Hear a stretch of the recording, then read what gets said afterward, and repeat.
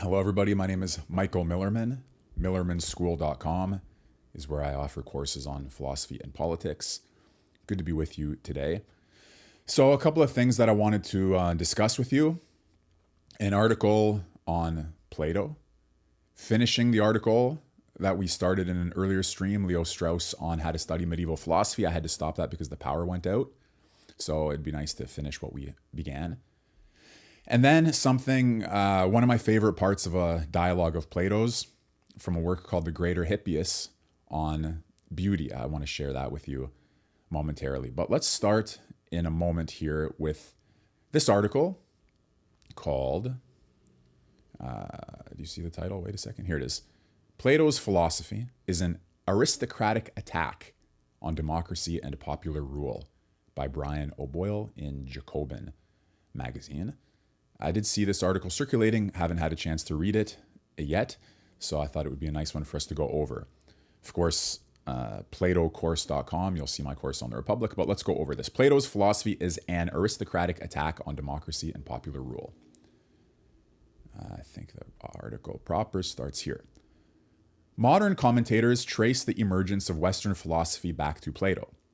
Karl Popper once suggested that Western thought has been Platonic or anti-Platonic, but rarely ever non-Platonic, while Alfred North Whitehead famously quipped that the history of Western philosophy has been little more than footnotes to Plato.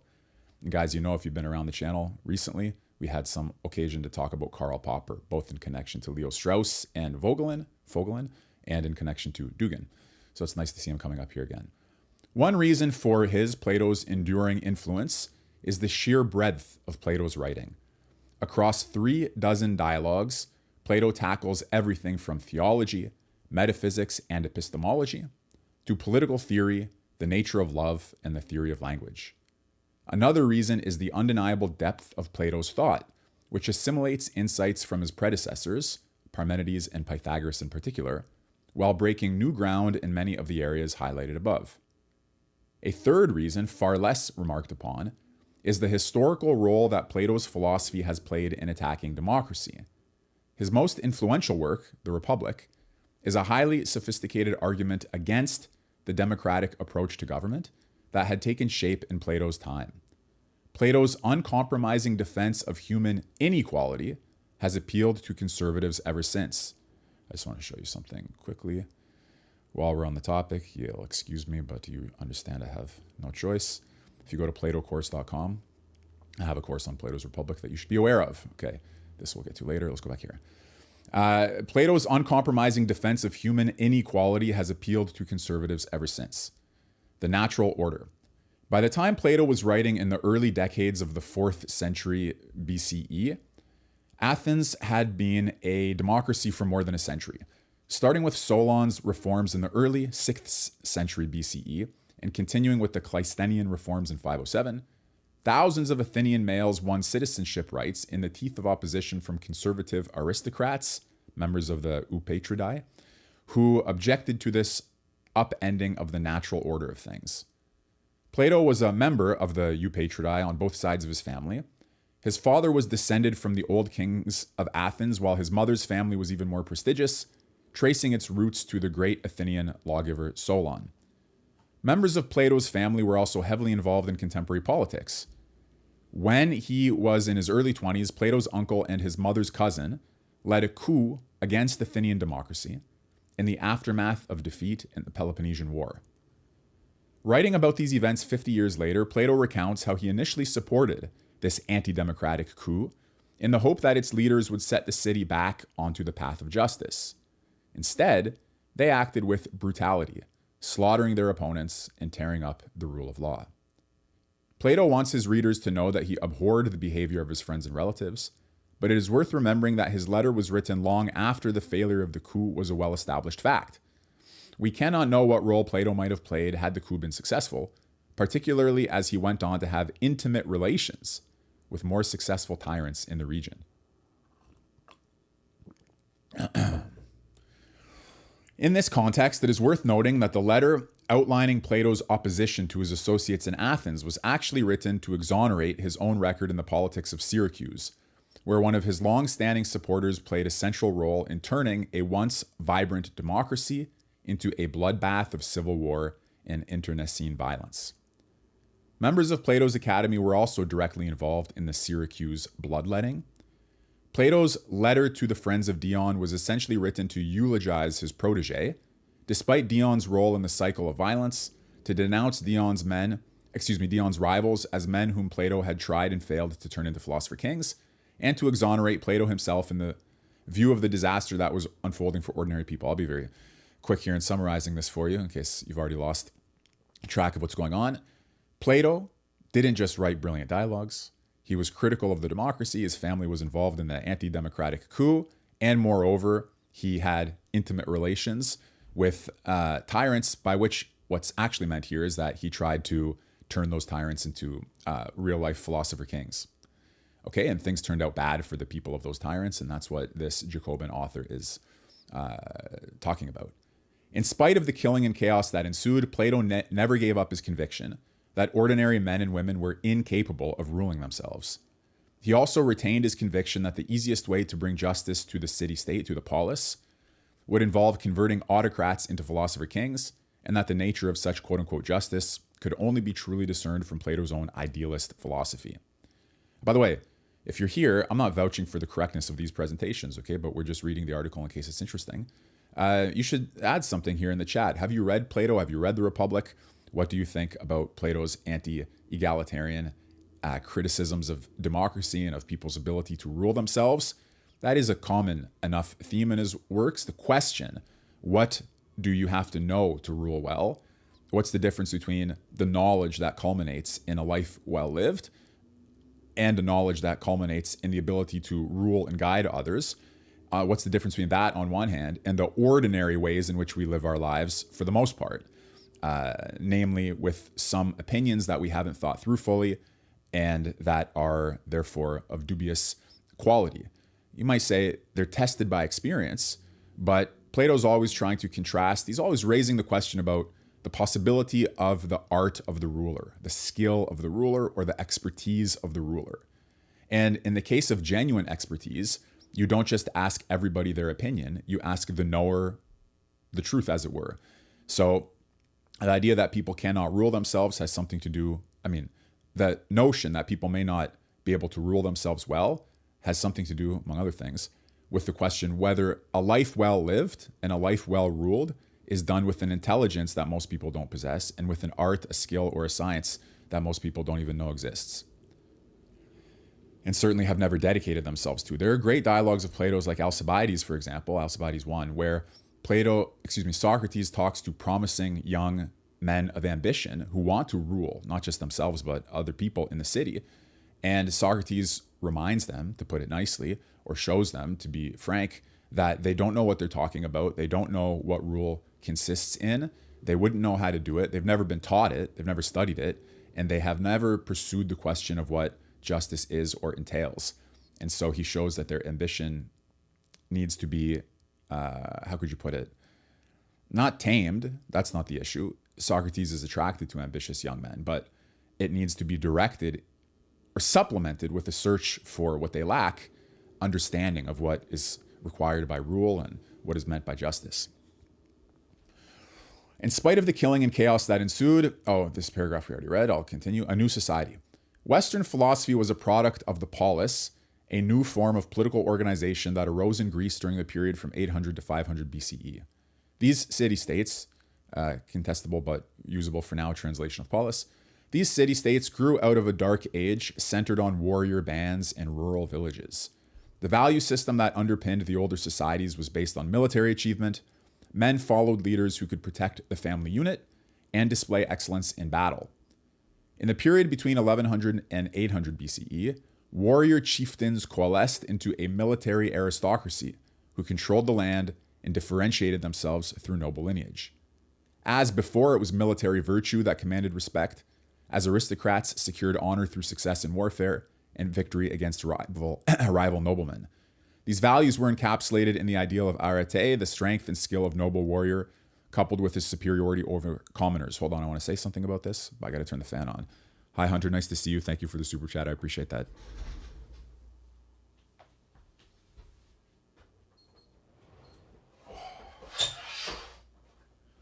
turning the fan on. Sorry about that.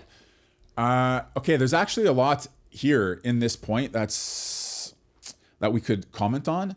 So the idea that virtue or excellence, arete, the perfection of the soul or the peak performance of some key human characteristic, the idea that courage is a virtue, but may not be all of virtue, is an important point and argument in several of the courses in my school, but also in many of Strauss's commentaries on Greek thought. And you see it in the Republic, you see it in the Laws, and you see it elsewhere. So let me just give you that quickly in a nutshell. On one hand, you might think that the peak political virtue is courage, because courage is a willingness to die with valor in defense of the common good, and also to kill with skill in the defense of the common good.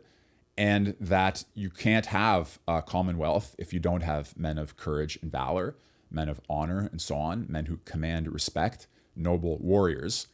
But there is a question whether courage exhausts the potential of virtue, whether there are other virtues, and whether there are higher virtues.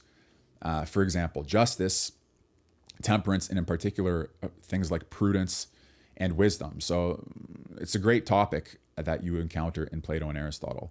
Is courage all of virtue, or is it just one of the virtues? And if it's just one of them, what's its rank? But I continue with the article. The most important catalyst for the emerging polis was a population explosion facilitated by improvements in agriculture associated with the shift from bronze to iron. According to one estimate, the population increased by a factor of 7 between 780 BCE and 720 BCE, creating a struggle for land that in turn resulted in a series of important consequences for the development of the polis. An urban civilization slowly developed, helping to create the legal and spatial centers for these new communities. At the same time, there was a wave of outward migration, with Greeks founding hundreds of new colonies and reestablishing trade with older empires to their east and south.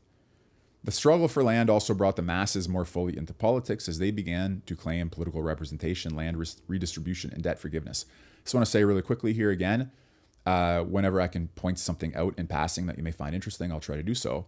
About this founding new colonies. Incidentally, there's a dialogue of Plato's that depicts dramatically, in a deeply fascinating way, the task of establishing a new colony, and in particular, the questions that it raises about, well, what would be the best case scenario? Should you found a colony close to the water or not? Assuming that you're trying to found a good one. Well, if it's close to the water, it's going to be close to a center of trade. If it's close to a center of trade, since, water cities are port cities, are trade cities, then there's always going to be people coming and going from other places. And when there are people coming and going from other places, there's going to be a mix of different ways of life, kind of multicultural diversity. And the idea is that it's hard to legislate well for a colony if it's always encountering other ways of life, because it's going to make it less likely for the intelligent legislator's way of life to take hold deeply in the people. Fascinating dialogue, brilliant dialogue, a long and complex dialogue, Plato's Laws, but it does have something to do with this issue of founding new colonies. The latter point indicates the growing importance of a monetary economy, the author continues, which further destabilized an aristocracy who needed wealth to maintain their power without wanting to lower themselves to commercial activity. Over time, the rise in commerce created differentials within the aristocracy as some families adopted to the new economic reality, while others failed to do so. It also created a class of prosperous farmers who demanded political representation as their economic fortunes developed. Okay, so he's giving us this economic background. I hope he moves forward soon to the discussion of some other ideas, but let's continue. It's no surprise, I think, given the source. The development of hoplite warfare in the middle of the 7th century was another important milestone in the move toward citizen states, as warfare was no longer the preserve of the aristocracy. So you're moving from aristocratic nobility to a more general kind of citizenship. Instead of noble warriors fighting on horseback, warfare was carried out by around a third of the adult male population who had the resources to afford the equipment of a hoplite infantryman. The fact that political rights had historically been associated with participation in battle meant that it was very likely that power would now begin to open up, particularly as internal competition within the nobility meant that they never imposed the classed state over the commoners. In this respect, the collapse of the Mycenaean Empire during the 12th century BCE allowed essential space for the development of more democratic forms of decision-making centuries later. Then the next section going to be on Solon's reforms, which we'll turn to in a moment. Hello to everybody who's here. We're reading an article called Plato's Philosophy is an Aristocratic Attack on Democracy and Popular Rule, published in April in Jacobin magazine. And I saw it and thought it'd be nice to read it together. So that's what we're doing. We have some other things lined up for the stream as well. Like, subscribe, share. Take a moment here to go over to the chat. Good to see everybody. Hunter, thanks again for the super chat. You just started reading The Guide of the Perplexed with the Strauss intro. I have a paper on it. Do I recommend any other sources? Yeah, there are some other people who write about Maimonides and about the guide. I think Moshe Halbertal. I can drop that in the chat. If I'm not mistaken, he's got a book on Maimonides. And there's a book called, I think it's called Maimonides' Attack on Mysticism or something like that, which talks about the ways in which Maimonides' rationalism opposed the mystical elements of Jewish thought. But yeah, there are other sources, Strauss being one of the prominent ones, but not the only one. Okay, and about Strauss, we'll talk later too when we return to the article on how to study medieval political philosophy. Whoops, hold on. Toggle back to the article. Okay, here we go. Solon's reforms. One consequence of struggle among the elites was the rise of tyrants. These were aristocrats who emerged in a period of conflict to grab power for themselves. From 650 to 500 BCE, strongmen emerged in various polis, city-states, with the aim of breaking the political, familial, and religious bases of their aristocratic rivals. The best way to achieve this was to elevate the importance of the polis as a civic and religious center. Tyrants were associated with investment in civic and religious infrastructure that fostered a sense of citizen solidarity. They also offered small commercial loans to break the economic power of the aristocracy and enacted legal codes that replaced the informal judgments of the nobility with the more formal laws erected by the polis itself. So this is kind of like tyrants going to the people over the heads of the nobility, in some sense, an old story. Meanwhile, the gradual rise in commercial logic was dissolving traditional relationships while also increasing economic inequality. In Athens, the resulting struggles became particularly sharp around 594 BCE, as the development of a rising class of prosperous farmers was mirrored by a growing mass of poor peasants. Renowned as a lawmaker, Solon was tasked with restoring civic harmony among the contending parties, the nobility, the yeomen farmers, and the poor peasants. To help the poorest farmers, he abolished the quasi-feudal hectemeroi system along with the debt slavery that resulted from it. He also opened political office to men of wealth. So he helped the poorest farmers. He also opened political office to the men of wealth and made the aristocracy more accountable to justice administered through the polis. His aim was to ensure a hierarchical form of social order based on the proportionate contributions made by different classes to the good of the state. By the way, always a problem in political science or in statesmanship. How do you reconcile in some stable way the capacities and the interests of the classes, obviously. However, within half a century, the reforms of Solon had given way to an Athenian tyranny under Pisistratus. In the same mode as tyrants elsewhere, Pisistratus fostered a sense of Athenian citizenship while further weakening the power of the eupatridae, the aristocratic nobility. In the subsequent battle to overthrow Hippius, the son of Pisistratus, Cleisthenes sought a base among the masses against the conservative wing of the aristocracy, led by Isagoras. So a little bit of a background here on the way to Plato and Plato's philosophy. The victory of Cleisthenes was also a victory for the lower orders. To confirm it, Cleisthenes further weakened the traditional nobility, so he weakened it, by abolishing their kinship groups known as fratri. The newer kinship groups were tied directly to the polis, making sure the Athenian citizenry would become a self-conscious and self-defined political body. Cleisthenes expected his own family to remain close to the center of power, but his reforms soon took on a momentum of their own, deepening the role of the demos, while creating new demands for genuine equality throughout public life, isonomia. One factor in this development was internal to the reforms themselves, as adult men gained unprecedented influence through their majorities within the assembly and the law courts. The second factor was historical. The reforms of Cleisthenes came 17 years before the invasion of Greece by an enormous Persian army. Against all odds, the Athenian citizen army helped defeat the Persian attempt to conquer Greece, first on land at the Battle of Marathon, and then more decisively at sea in the Battle of Salamis. The second of these battles announced the Athenian navy as a major military force, a force that was manned by the poorest Athenians, known as the Thets. Sorry about the pronunciation if it's wrong. In the aftermath of this great victory, Athens developed a maritime empire that relied heavily on the contribution of the fleet. This contribution, combined with the wealth of the empire, helped to attenuate class struggle in Athens during much of the 5th century, and created the conditions for the final strategy employed by the most far-sighted aristocrats. These were men like Pericles, who forged his own influence in the middle decades of the century by supporting key demands from the democratic polis. Okay, so a little bit of a background there on the rise of the Athenian democracy. Again, as we work our way to the author's main point about Plato's philosophy being anti-democratic. The rise of democracy entailed a radical departure from the norms of the ancient world. For the first time in recorded history, significant numbers of people made their own decisions. However, the force of this revolution was constrained by a number of important factors. 1. Athenian democracy was limited to adult-born Athenian males who made up 10 to 20% of the total population. 2. Slavery was widespread. There were always 2 to 4 times as many slaves as citizens. 3. The nobility maintained their wealth and status, and a slave mode of production was welded together with a participatory democracy for the minority of citizens. 4. Athenian democracy existed in a hostile environment where the dominant external powers were anti-democratic. 5. The Athenian polis remained a war society and quickly grew to become a maritime empire. The resulting class relations were suitably complex. On the one hand, the Athenian citizenry became a unified political elite, making common cause in military campaigns and in the protection of their domestic privileges.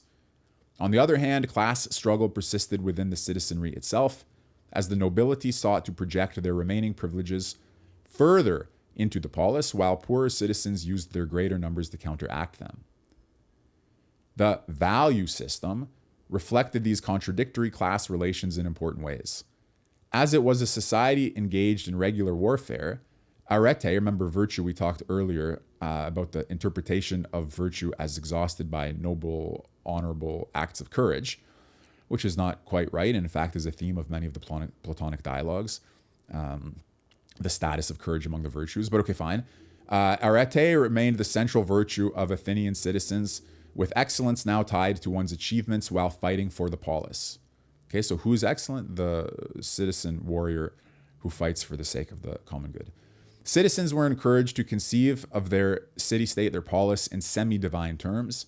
They were expected to fight ferociously in the citizen army and to see their own success as intimately bound up with success for their compatriots. To counterbalance these centrifugal forces based on courage and military achievement, the author continues, the democratic polis also fostered cooperative virtues based on moderation and self-control, sophrosune.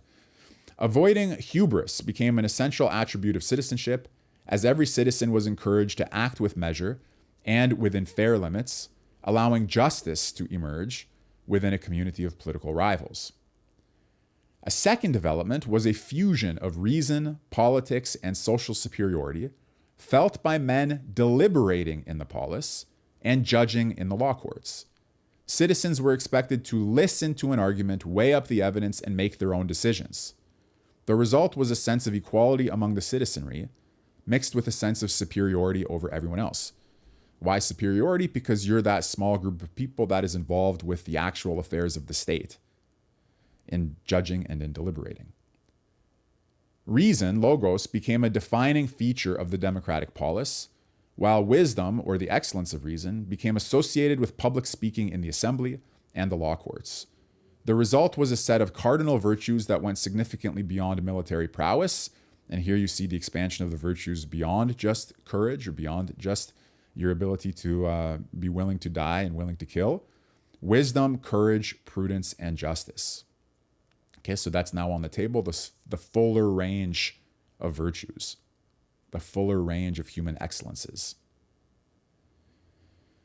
Another expression of the connection between politics and reason was the political nature of Greek metaphysics, as philosophers projected the laws of their polis, okay, the plural of polis, the laws of their polis into the laws of the universe. Okay, let's see this again. As philosophers projected the laws of their polis into the laws of the universe, replacing the arbitrary judgments of the old aristocracy, Greek legal codes written down and on public display regularized relations among the citizenry, ensuring that justice became objective, universal, and predictable. The sense of order that resulted from this process was soon writ large in the laws of the universe.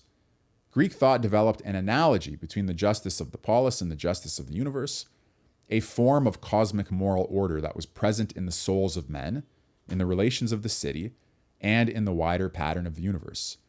So you do in some of the Platonic dialogues get a sense of something like that, there's order in the cosmos, order in the soul, that there's a pattern that can be well ordered and therefore good. A further development was a contest over the nature of this order between representatives of democracy and those aristocratic philosophers who sought a return to more traditional forms of hierarchy. For those in the former camp, the democratic figures, the polis was enshrined through democratic reforms aimed at creating isonomia, a political ideal that simultaneously meant equality in law and a genuinely equal distribution of political power. Conservative thinkers championed an alternative form of geometric equality that they defined as eunomia. So isonomia, eunomia, two different kinds of equality. Here, for the conservative thinkers, quote unquote, the guiding principle was that men are unequal by nature, and that those who make proportionally greater contributions to the polis should be afforded proportionally more responsibility for its running. The latter doctrine was to prove extremely important for Plato as a young aristocrat growing up during the horrors of the Peloponnesian War. Witnessing mass decision-making during the war, Plato, like his maternal relatives, reached the conclusion that democracy was full of sycophants and ignoramuses who governed through irrational whims rather than genuine knowledge. He further assumed that democracy upset the natural order of things, as it allowed inferior men to control their superiors, often with disastrous consequences. Indeed, the depravity of Athenian democracy was confirmed for Plato when it executed his great mentor Socrates in 399 BCE. Yet, when they had their chance to replace this democracy, Plato's associates had proven no less depraved, murdering their opponents and tearing up the rule of law. For Plato, this was evidence of moral degeneration across the state, or polis. It also demanded an entirely new basis for political organization, one that would be rooted in divine first principles of ultimate reality. It was to achieve this task that Plato undertook his most famous work, The Republic. So I pause for a minute to remind you what we're reading. We're reading this article called Plato's Philosophy is an Aristocratic Attack on Democracy and Popular Rule, published in Jacobin in April, written by Brian O'Boyle. I hadn't read it before, so we're going over it together. Let's just go back down to where we stopped. We'll have other things to discuss later in the stream. Where am I here? Thank you for being here. If you like this sort of thing, these article readings and commentaries and other videos on philosophy and politics, please like, share, subscribe, comment, hang out in the chat and all of that. I remind those of you who are interested in this kind of thing that I do have a course on Plato's Republic and a 30-day free introduction to philosophy that you can sign up for when you go to my site. So you can get here at platocourse.com, for example, or millermanschool.com. We'll have more Plato to discuss before too long because there's something here that I really want to share with you. But let's for now go back to the article. Plato's earliest dialogues use his master Socrates to highlight the ignorance of the masses. Socrates typically engages a fellow Athenian in a process of elenchus, a process of questioning and answering, that exposes error in their common sense explanation, allowing the interlocutors to move closer to the truth. However, the results often lead to aporia, perplexity, as the truth proves elusive under the scrutiny of the Socratic method. To escape this perplexity, Plato turns in his middle period dialogues to divine inspiration in his theory of forms. I have to say, there are going to be parts of this interpretation that I personally, as I read over this article, think are not so accurate. Sometimes I'll point them out, sometimes I won't point them out, okay? But you should keep in mind that what you're getting here is one presentation of the significance of Platonism that probably diverges in some important respects from what I think would be a more accurate one. So this theme of divine inspiration is a big question mark because there's a Platonic dialogue on the nature of divine inspiration that we'd have to take into account very carefully. But I, again, will abstain from all the commentaries that I can make as we go along the way here and just see what the author has to say. So to escape this perplexity, Plato turns in his middle period dialogues to divine inspiration in his theory of forms. He argues that while the material world is subject to generation and degeneration, the ultimate ground of this world, its ontological first principle, is a realm of perfect, eternal, and absolute forms. The phenomena of everyday life are best understood as imperfect manifestations of divinely sanctioned, structuring principles responsible for the order exhibited throughout the visible cosmos. Maybe we can discuss some of this as we go through, just to make sure it's more or less comprehensible, even roughly, to those of you who are listening. Knowledge of these forms is essential for understanding how an intelligent logos has arranged the visible cosmos into a hierarchy of beings, reflecting the hierarchy of the forms themselves. It is also essential for ruling justly, as those who spend their time contemplating the form of justice will be determined to see its pattern imitated in society as well. So from these paragraphs, we can say that the form is the stable, truly existing version of what in the quote-unquote material world is subject to generation, degeneration, or which varies, or which is doesn't have a foundation and isn't well rooted. I mean, this is a long conversation. This dialogue that I have pulled up for you here, where I wanted to show you one of my favorite parts of Socrates' conversations with somebody. You have a very simple notion of the forms or the ideas. I'll tell you very briefly. So he's asking, in this context, Socrates is having a conversation with Hippius, and he says, "Is it not by justice that the just are just?" So are there things that are just? Yes. What makes them just? Justice. So is justice the same as the just things? No. Justice is that by virtue of which the just things are just. So there's a difference between the instances, as it were, the many just things, and the idea or the form, justice itself. Okay, that's just a simple kind of reflection that shows you how you can begin to differentiate or distinguish those things. And then Socrates writes, or talks, Plato writes, and Socrates talks in that way, as we'll see when we turn to this dialogue. But let's go back here. Okay. So the phenomena of everyday life are best understood as imperfect manifestations of divinely sanctioned structuring principles responsible for the order exhibited throughout the visible cosmos. Knowledge of these forms, this we read, is essential for understanding and for ruling and for imitating the forms in society.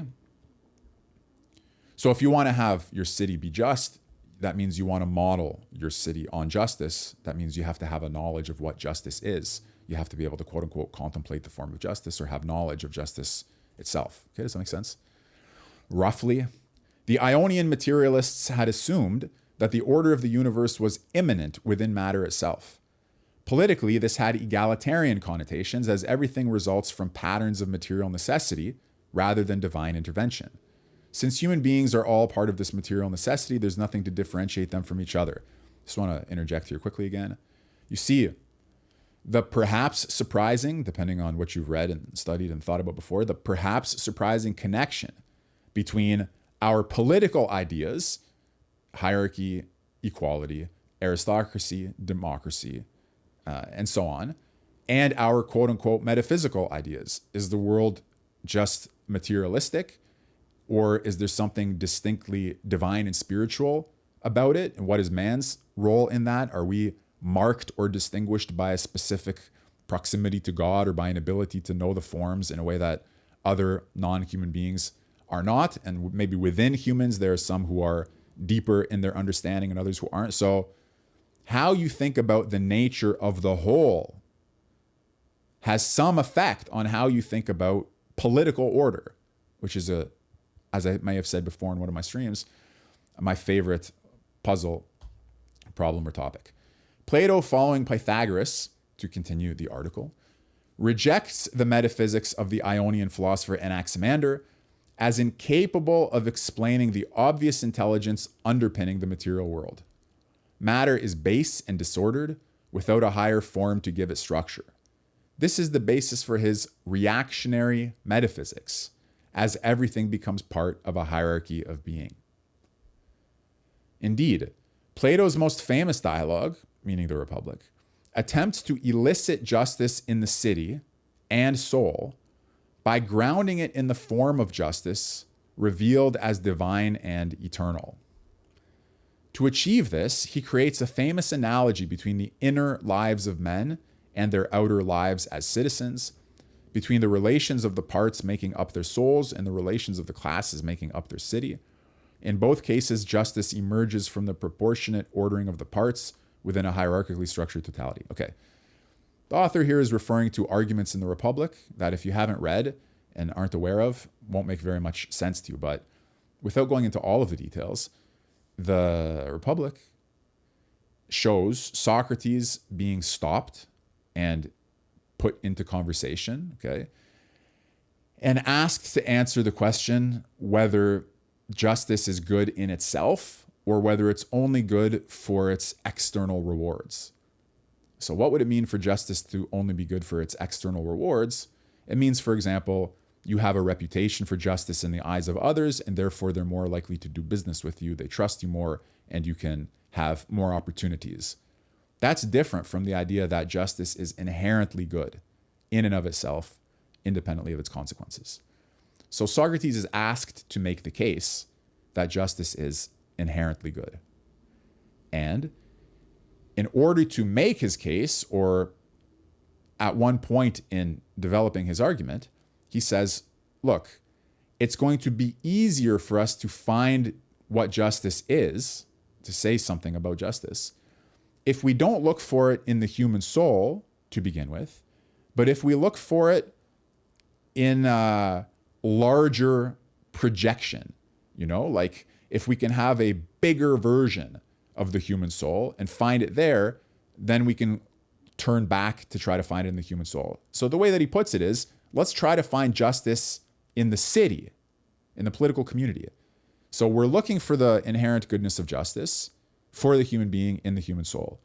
But partially, in order to find it, in order to answer that question, methodologically, they say, Socrates says or proposes, let's try to find what justice is in the political community, how it arises, what its nature is, and so on. Once we've discovered justice in the political community, once we know, therefore, what it is, because we've seen it on this big scale, then we can go back to the smaller scale of the human soul and see whether it's the same thing, so to speak. Okay, so a lot of argumentation of the Republic is very much condensed here, but the author's point is that there's a hierarchy in the human soul in the interpretation of justice, and there's a hierarchy in the political community in the interpretation of justice, and in both cases, hierarchy is opposed to equality or egalitarianism. Okay, there are 6 principles according to this ordering process that ensure justice will emerge. 1, the parts in any whole make a unity but not an equality. Parts are unequal by nature, but complementary in function. 2, unity is created. It is not a random process of material necessity, but an intelligent process achieved by the logos through rational design. 3, unity is hierarchical. There are higher and lower parts in each totality based on the level of logos they possess. 4, higher parts should rule over lower parts. They have more natural capacity by virtue of their reason, but they must rule for the good of the totality.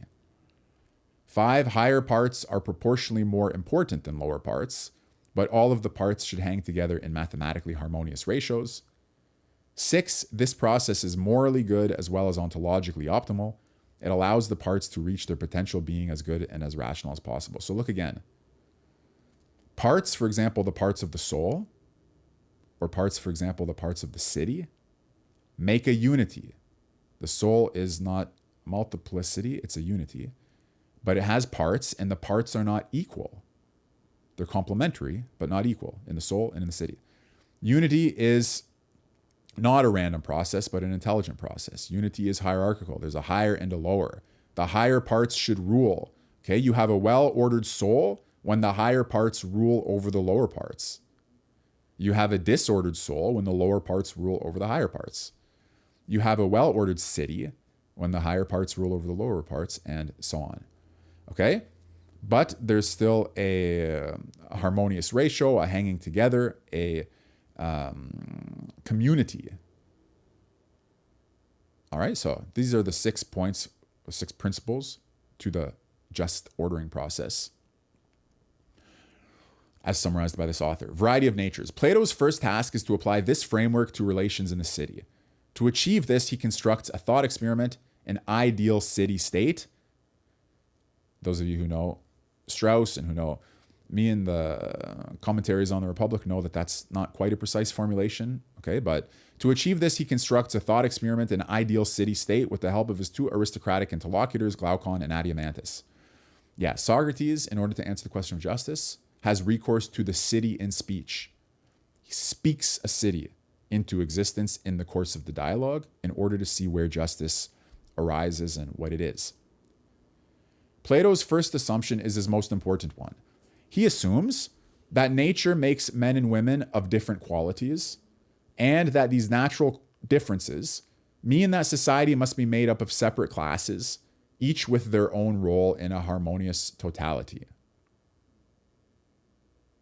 His discussion initially focuses on the benefits of economic specialization, arguing that different people are inherently suitable for different activities, as people are not particularly similar to one another but have a wide variety of natures. Yeah, here too, it's very complicated if you haven't read Plato's Republic to actually judge what the author is saying here, because he's talking about the Republic, but that's a book that can be misinterpreted and misrepresented, which is why, once more, I tell you, platocourse.com, I have my course on it, but that's not why we're doing this. So in fact, when Socrates talks about, did I not show that? Hold on.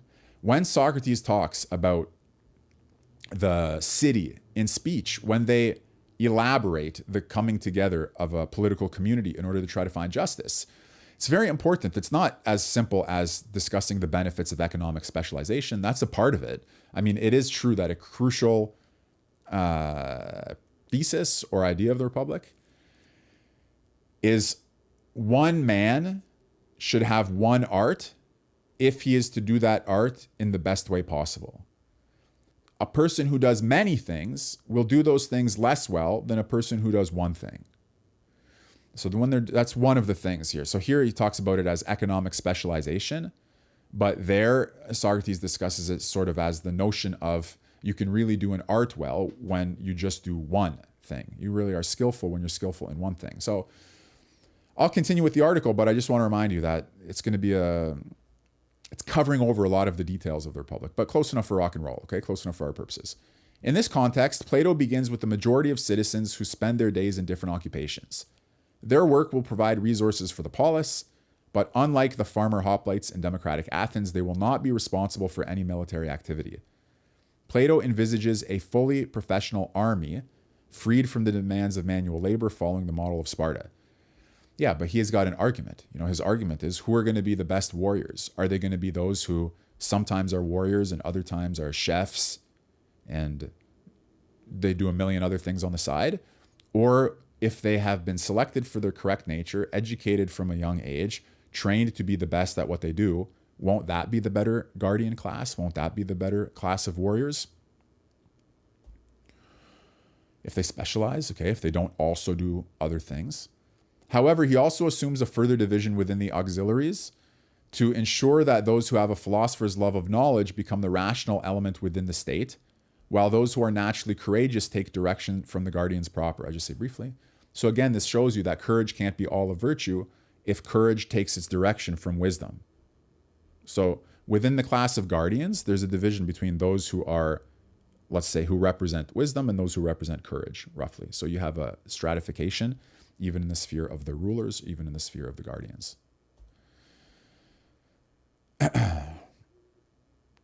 Where are we here? This leaves us with a class of producers, the many people who do the manual labor and so on. A class of auxiliaries, those are the guardians who have courage without the manual labor. And a class of guardians, the wiser of the rulers. It soon becomes clear that the thrust of Plato's argument is not about economic specialization at all, but rather is designed to erect a rigid class system with the majority excluded from access to political decision-making and the means of violence. No, his aim is to answer the question about the nature of justice, but in doing so, he has recourse to this model. Historically, warrior aristocrats tended to use their control of violence to further their own sectional interests. But Plato believes this can be avoided if those with the most rational natures train the auxiliaries to work within proper bounds, to show courage and ferocity when meeting the enemy, but gentleness and honor when dealing with their fellow citizens. Yeah, Plato has an argument about justice being benefiting your friends and harming your enemies, being like a dog who, when it recognizes somebody, is kind to him, but when he doesn't recognize somebody, is cruel to him. So one's own and foreigners, basically.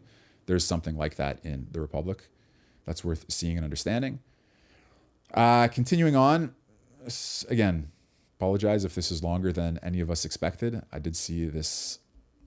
Someone asks what the name of the article is. Plato's philosophy is an aristocratic attack on democracy and popular rule. So I wanted us to go over that together. Some interesting points are coming out. Hopefully you think so also. I'm enjoying it, but let's pick up where we are. That's down here. Division of labor. At this point, Plato makes the fundamental political argument of the Republic, which is that a harmonious community can only emerge when there is proportionality within the social totality, with all three classes working together for the good of the whole. That's a very weird way of stating what you might think is the fundamental political argument of the Republic, in my opinion, but okay. Organized through the wisdom of the guardians, the ideal city exhibits a form of hierarchical order that allows all the parts to reach their potential. Okay, I would not let that... That's not a great summary, okay, of the actual argument of the Republic. The wisdom of the guardians will be complemented by the courage of the warriors. Workers will display moderation by accepting that they have no business in ruling, while their superiors will act moderately by ensuring that their rule will be in the interests of all. Okay, fine. That's tolerable formulation. So look, imagine you have a political community where you can say the courageous people should be the ones who are in the military defense class. The wise people, genuinely wise, should be those who are legislating, ruling, not the pseudo-wise, okay, not the fake experts, but if there's genuine wisdom, shouldn't it rule?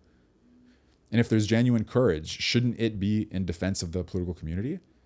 And then if there are people who recognize that they're neither the most courageous nor the most wise, it would be their virtue to allow themselves to be ruled well by their superiors. So in that sense, you do have a harmony in the city, just like you have in the soul, when the lower parts of the soul agree to be ruled well by the natural aristocrats of the soul, by the higher parts of the soul. Then there's a well-ordered community within you. The overall result will exhibit justice and morality, as every part receives the amount of honor and responsibility commensurate with its natural ability and social training. Accepting the four cardinal virtues of the Athenian city-state, Plato has given them an aristocratic twist. For the Athenian citizen, all four virtues make up the excellence of his character. For Plato, on the other hand, wisdom is possessed by only one class of citizens, courage by another. These two groups make up the ruling classes, with moderation and justice formed around a compact between rulers and ruled. Members of one class will accept their subjection, while members of the other will rule them justly. The next step in the argument is to draw an analogy between the well-functioning city and the well-functioning soul, as we've been saying in passing.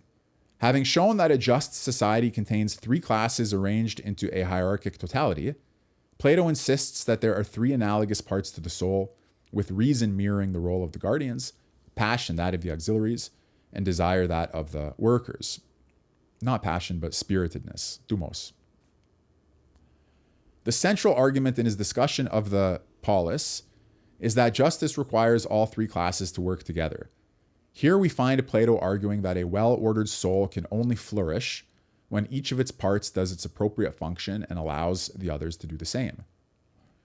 Reason and passion. If I'm not mistaken, passion is how he's translating thumos, which in my preferred translations is translated spiritedness. Reason for Plato is the highest faculty in the human soul. It is the soul's connection with divine intelligence. And as such, it is the only part capable of understanding the good of the whole. Its role is to order the parts into proportionate relations so that goodness will emerge. To achieve this, it must enlist the passions or spiritedness as its loyal auxiliary, as its emotional drive, to ensure that each human being can live a well-ordered life. Rational people successfully recruit their passions to ensure that only those desires that facilitate their long-term flourishing, eudaimonia, will be acceded to. Desire plays the part of the worker in Plato's analogy as the lowest, most inferior, and most numerous faculty within the soul. In this schema, well-regulated desires have their proper place in the well-lived life. And isn't that self-evidently true, if you think about it? I read it again. Well-regulated desires have their proper place in the well-lived life. However, when they are left unchecked, desires have the potential to overstep their boundaries, undermining proportionality and throwing a harmonious totality into disorder. Also, if you think about it, self-evidently true. Desire that's well-ordered can be part of a well-lived life, but what about unruly, disordered desire that takes over the ship of state of your soul and causes complete chaos? Unruly desires, like unruly workers, try to dominate and rule over things which they're not equipped by their hereditary status to rule over, and so plunge the whole of everyone's life into chaos. At this point, the two parts of Plato's analogy can be brought into harmonious alignment.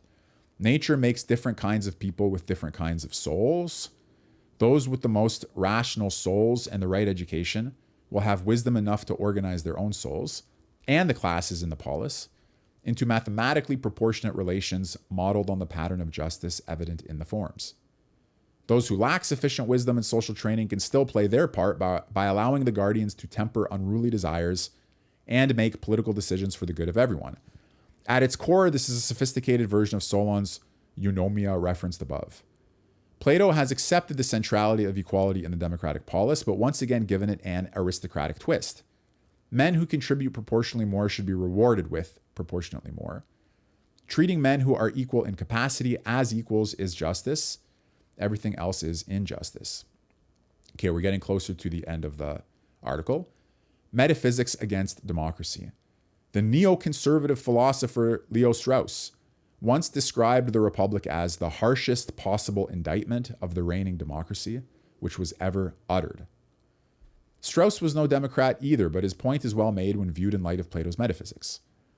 Rooting his analysis in the nature of the divine, Plato argues that democracy represents a disastrous attempt to overturn the hierarchic order of reality itself.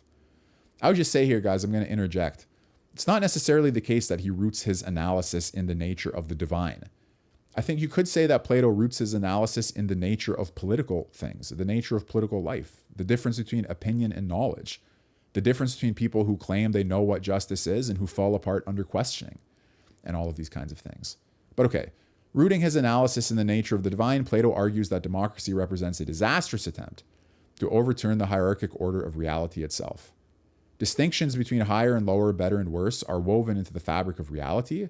For sure, you can find them, I add, distinguished in human nature as you reflect on justice, law, morality, and in particular knowledge. But to continue with the article, distinctions between higher, lower, better, worse are woven into the fabric of reality, a reality that is also mathematical in structure, containing proportionate relations among its parts.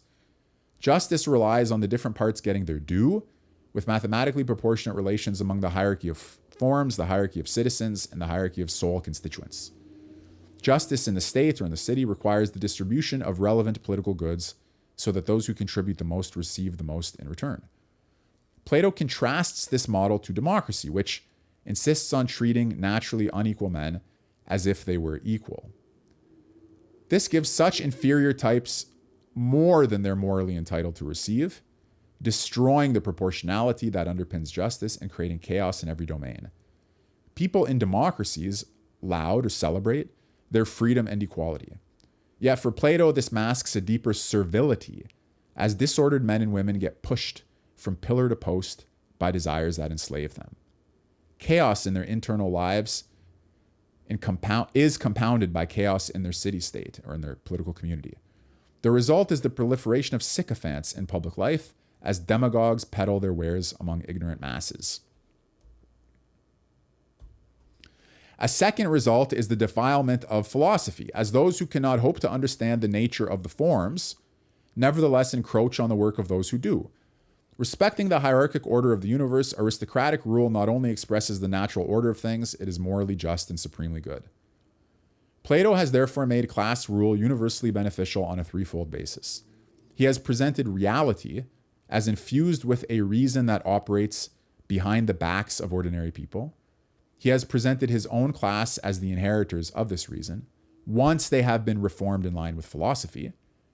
And he has utilized his metaphysics to sanctify class rule as the reflection of a deeper cosmic justice. The Republic rationalizes class as part of the natural order of things. Its enduring influence and success was surely linked to the death of Athenian democracy a mere 25 years after the death of Plato himself. Okay, so what did we just read? To remind you and give credit where it's due, Plato's philosophy is an aristocratic attack on democracy and popular rule. You had some background passages here on the rise of Athenian democracy, the replacement of Athenian aristocracy, the anti-democratic aristocratic coup that Plato was sympathetic to first and then somehow disillusioned by after, and the idea that Plato is going to use his aristocratic prejudices, as it were, if we speak in the language of this article, to justify class division on the basis of an interpretation of justice as hierarchical and as requiring the rule of the higher over the lower. And that's anti-egalitarian, clearly anti-democratic in some fundamental sense, and not just a political thesis, but also a quote-unquote metaphysical thesis about the nature of reason, the nature of the cosmos, and the nature of man. So once again, with this article, we are in the general topic of political metaphysics or political philosophy, how our fundamental thoughts about human nature and the nature of the whole affect our political teachings. So here it's presented as a rationalization of class, but that's because Jacobin puts the politics first. But we can also just ask about what Plato writes in the Republic, whether it is a true account of the nature of political things and a true account of knowledge, justice, and so on, which is would be my preferred way. PlatoCourse.com. I do have a course on the Republic. You can look at it if you want to. So another topic from Plato that I wanted to discuss with you just briefly. Now that we're 1 hour into this stream, thanks for being here. I hope you're getting something out of it. Like, share, subscribe, comment, visit millermanschool.com, and so on. So here I wanted to share with you one of my favorite parts of a Platonic dialogue. And there are many brilliant moments in Plato's dialogues, absolutely show-stopping scenes where you're forced to reconsider what you thought. And I think that if you read Plato and you take him seriously, it'll change your life forever. Okay, hopefully for the better. That's the effect that Socrates had on many people when they spoke with him, clearly the effect that Socrates had on Plato, and I can't recommend highly enough that you study Plato, whether you do it under the auspices of my school or just in your own spare time or in any capacity, do it. But this particular dialogue, the Greater Hippius, does have a moment that I always thought was pretty hilarious and pretty great. So I'll spare you all the dramatic detail, which you need to fully understand the dialogue, and I'll just zero in on what's going on in this specific section. So Socrates is talking to Hippius. Hippius is a full of himself sophist. He travels from city to city teaching people. He's sure that he knows everything there is to know, that he's the best at everything there is to do, and that he's really beautiful, and he's praised as beautiful.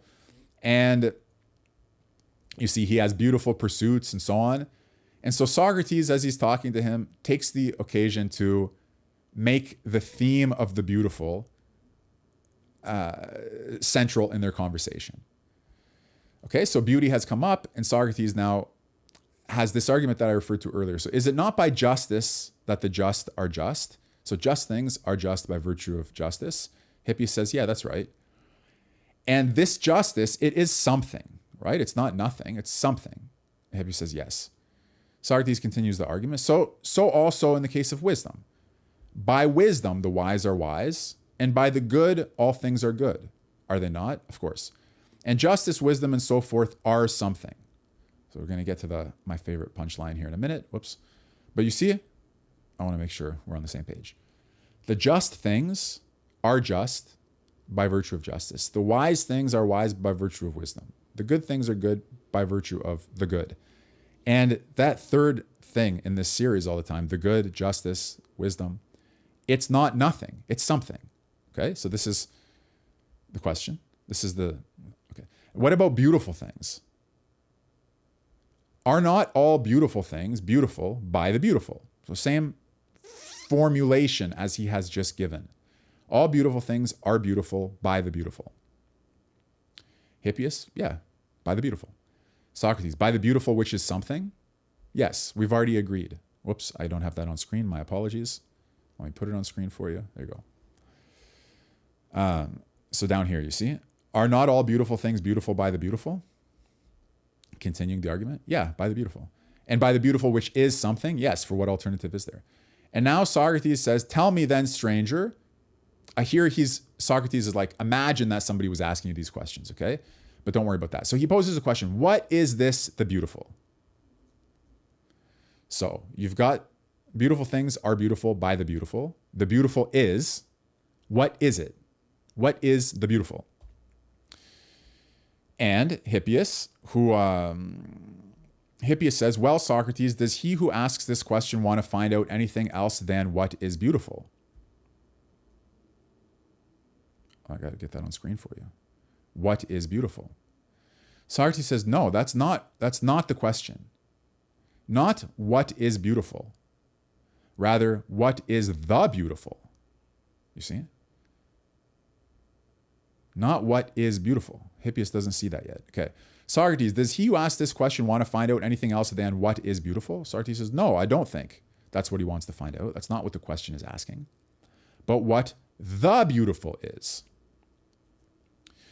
And what difference is there between the two? So Hippias isn't aware that there's a difference between what is beautiful and what the beautiful is. What difference is there between the two? Socrates, do you think there is none? Hippias, yes, for there is no difference. Socrates, well, surely it is plain that you know best. So here he's being ironic and saying, yeah, you who know everything, you must also know this. But still, my good friend, consider, for the question is not what is beautiful, but what the beautiful is. Okay, you with me?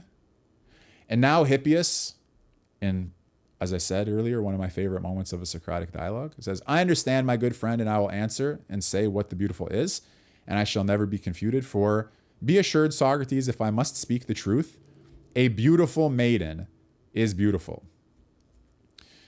So Socrates is asking him, what is the beautiful? He says, do you mean what is beautiful? No, I mean, what is the beautiful? Oh, okay, I understand. The beautiful is a beautiful woman. That is, as Socrates himself says, a beautiful answer, okay? Beautifully answered.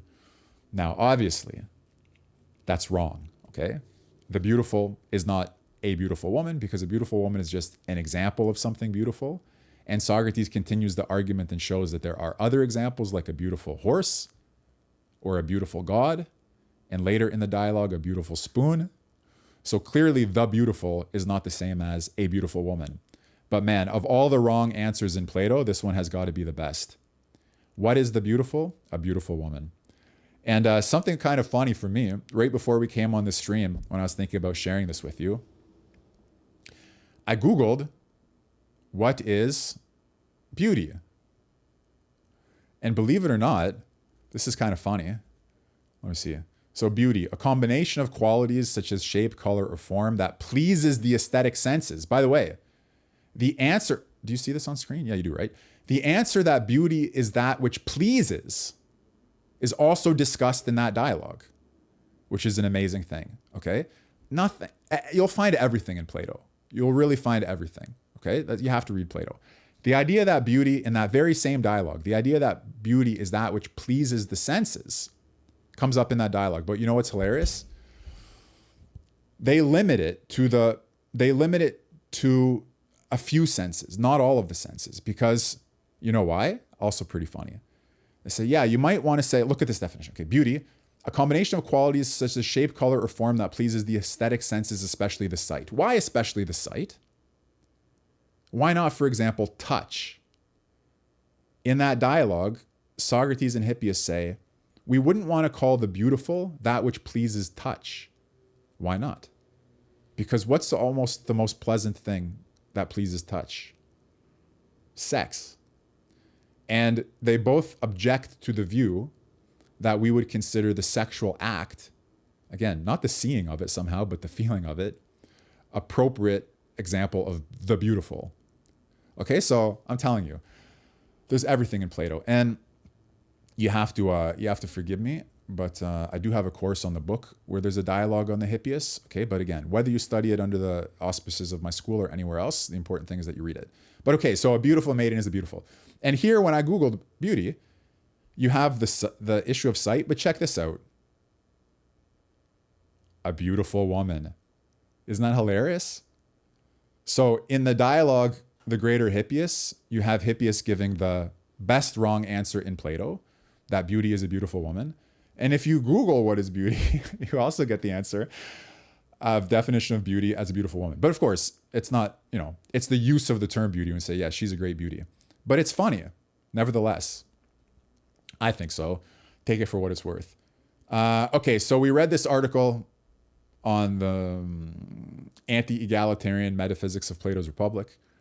I said something to you about Plato's greater Hippias. Can I get the title of that book on screen for you? There you go. Plato's greater Hippias on the dialogue, What is Beauty? And my favorite wrong answer in Plato.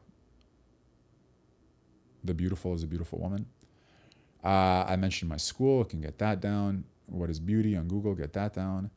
Started the stream with this poem by Bukowski up on screen. Oh yeah.